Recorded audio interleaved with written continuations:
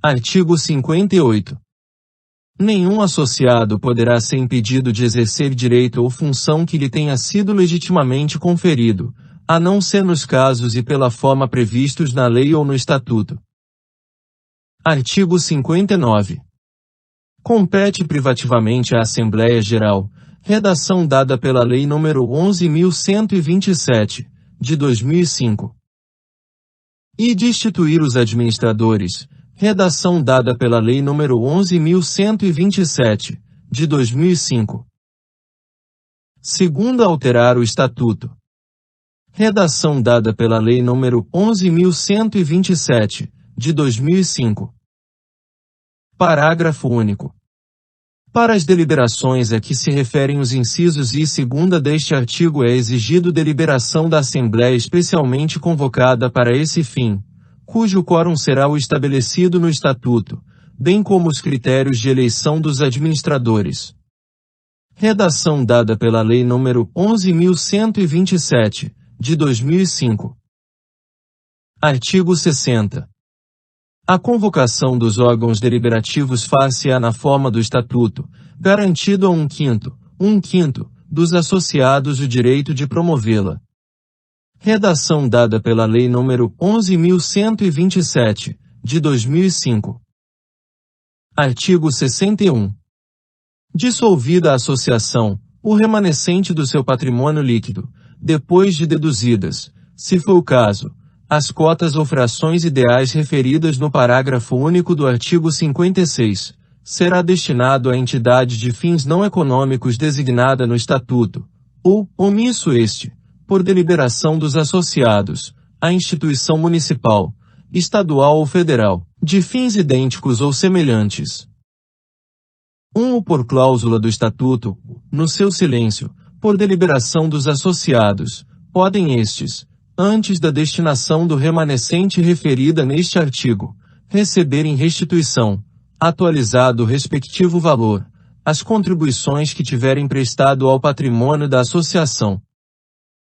2. Ou não existindo no município, no Estado, no Distrito Federal ou no território, em que a associação tiver sede, instituição nas condições indicadas neste artigo, o que remanescer do seu patrimônio se devolverá à Fazenda do Estado, do Distrito Federal ou da União.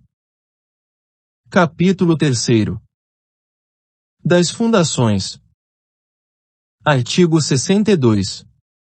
Para criar uma fundação, o seu instituidor fará, por escritura pública ou testamento, dotação especial de bens livres, especificando o fim a que se destina, e declarando, se quiser, a maneira de administrá-la. Parágrafo único.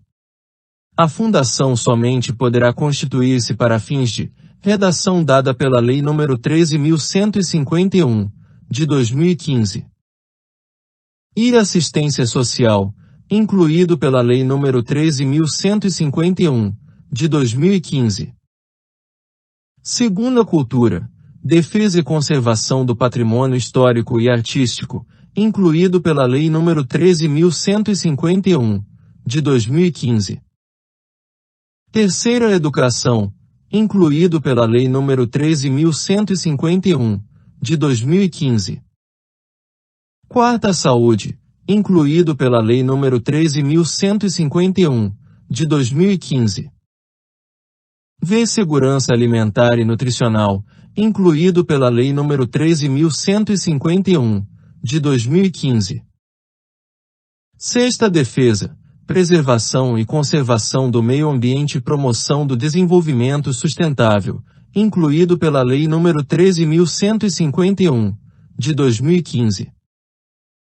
Sétima, pesquisa científica, desenvolvimento de tecnologias alternativas, modernização de sistemas de gestão, produção e divulgação de informações e conhecimentos técnicos e científicos, incluído pela Lei nº 13.151, de 2015.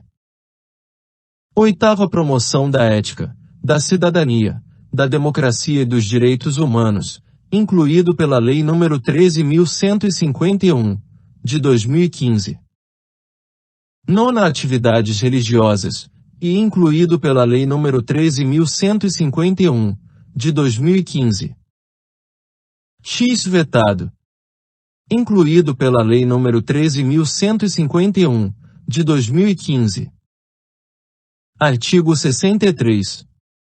Quando insuficientes para constituir a fundação, os bens a ela destinados serão, se de outro modo não dispuser o instituidor, incorporados em outra fundação que se propõe a fim igual ou semelhante. Artigo 64. Constituída a fundação por negócio jurídico entre vivos, o instituidor é obrigado a transferir-lhe a propriedade, ou outro direito real, sobre os bens dotados, e se não o fizer, serão registrados, em nome dela, por mandado judicial. Artigo 65. Aqueles a quem o instituidor cometer a aplicação do patrimônio, em tendo ciência do encargo, formularão logo, de acordo com as suas bases, artigo 62, o estatuto da fundação projetada, submetendo, em seguida, à aprovação da autoridade competente, com recurso ao juiz. Parágrafo único. Se o estatuto não for elaborado no prazo assinado pelo instituidor, ou, não havendo prazo, em 180 dias, a incumbência caberá ao Ministério Público. Artigo 66. Velará pelas fundações o Ministério Público do Estado onde situadas. 1 grau se funcionarem no Distrito Federal ou em território, caberá o encargo ao Ministério Público do Distrito Federal e Territórios. Redação dada pela Lei nº 13.151, de 2015. Segundo se estenderem a atividade por mais de um Estado, caberá o encargo, em cada um deles, ao respectivo Ministério Público. Artigo 67. Para que se possa alterar o Estatuto da Fundação é mister que a reforma e seja deliberada por 2/3 dos competentes para gerir e representar a Fundação. Segunda, não contraria ou desvirtue o fim desta. Terceira, seja aprovada pelo órgão do Ministério Público no prazo máximo de 45 dias, fim do qual ou no caso de o Ministério Público a denegar, poderá o juiz supri-la, a requerimento do interessado. Redação dada pela Lei nº 13.151, de 2015. Artigo 68. Quando a alteração não houver sido aprovada por votação unânime, os administradores da Fundação, ao submeterem o Estatuto ao órgão do Ministério Público, requererão que se dê ciência à minoria vencida para impugná-la, se quiser, em 10 dias. Artigo 69. Tornando-se ilícita, impossível ou inútil a finalidade a que visa a Fundação, ou vencido o prazo de sua existência, o órgão do Ministério Público, ou qualquer interessado, lhe promoverá a extinção, incorporando-se o seu patrimônio, salvo disposição em contrário no ato constitutivo, ou no estatuto, em outra fundação, designada pelo juiz, que se propõe a fim igual ou semelhante. Título 3º. Do domicílio. Artigo 70. O domicílio da pessoa natural é o lugar onde ela estabelece a sua residência com ânimo definitivo. Artigo 71. Se, porém, a pessoa natural tiver diversas residências, onde, alternadamente, viva, considerar-se-á domicílio seu qualquer delas. Artigo 72. É também domicílio da pessoa natural, quanto às relações concernentes à profissão, o lugar onde está exercida. Parágrafo único. Se a pessoa exercitar profissão em lugares diversos, cada um deles constituirá domicílio para as relações que lhe corresponderem. Artigo 73. Ter-se-á por domicílio da pessoa natural, que não tenha residência habitual, o lugar onde for encontrada. Artigo 74. Muda-se o domicílio, transferindo a residência, com a intenção manifesta de o mudar. Parágrafo único.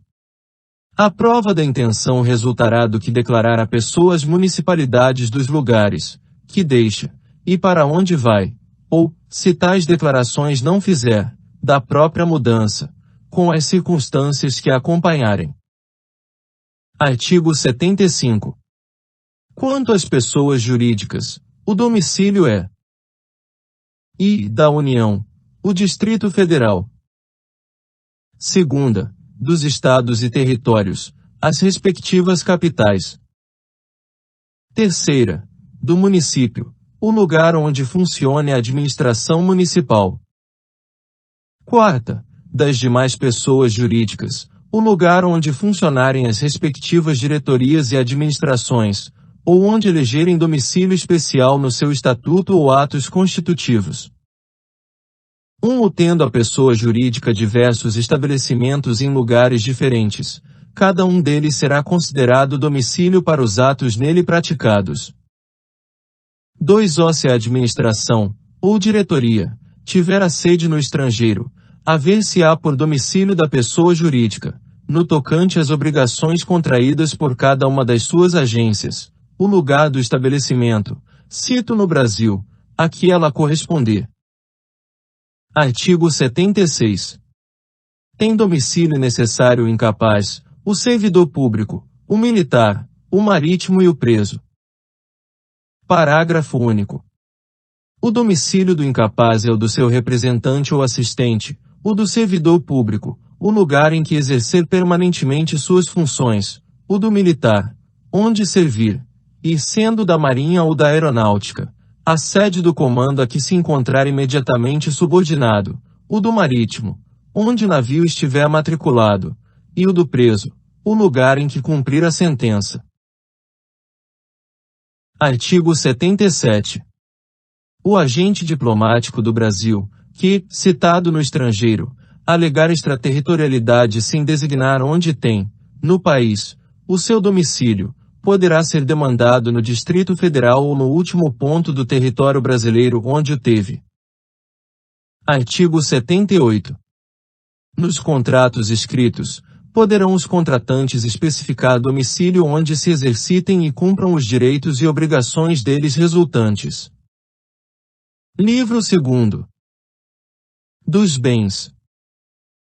Título único. Das diferentes classes de bens. Capítulo I. Dos bens considerados em si mesmos. Seção I. Dos bens imóveis. Artigo 79. São bens imóveis o solo e tudo quanto se lhe incorporar natural ou artificialmente. Artigo 80. Consideram-se imóveis para os efeitos legais. I. Os direitos reais sobre imóveis e as ações que os asseguram. Segunda. O direito à sucessão aberta. Artigo 81. Não perdem o caráter de imóveis. I. As edificações que, separadas do solo, mas conservando a sua unidade, forem removidas para outro local. Segunda. Os materiais provisoriamente separados de um prédio, para nele se reempregarem. Seção 2ª. Dos bens móveis. Artigo 82. São móveis os bens suscetíveis de movimento próprio, ou de remoção por força alheia, sem alteração da substância ou da destinação econômico-social. Artigo 83. Consideram-se móveis para os efeitos legais. I. As energias que têm um valor econômico. Segunda. Os direitos reais sobre objetos móveis e as ações correspondentes. Terceira. Os direitos pessoais de caráter patrimonial e respectivas ações. Artigo 84. Os materiais destinados a alguma construção, enquanto não forem empregados, conservam sua qualidade de móveis, readquirem essa qualidade os provenientes da demolição de algum prédio. Seção 3ª. Dos bens fungíveis e consumíveis. Artigo 85. São fungíveis os móveis que podem substituir-se por outros da mesma espécie, qualidade e quantidade. Artigo 86. São consumíveis os bens móveis cujo uso importa a destruição imediata da própria substância, sendo também considerados tais os destinados à alienação.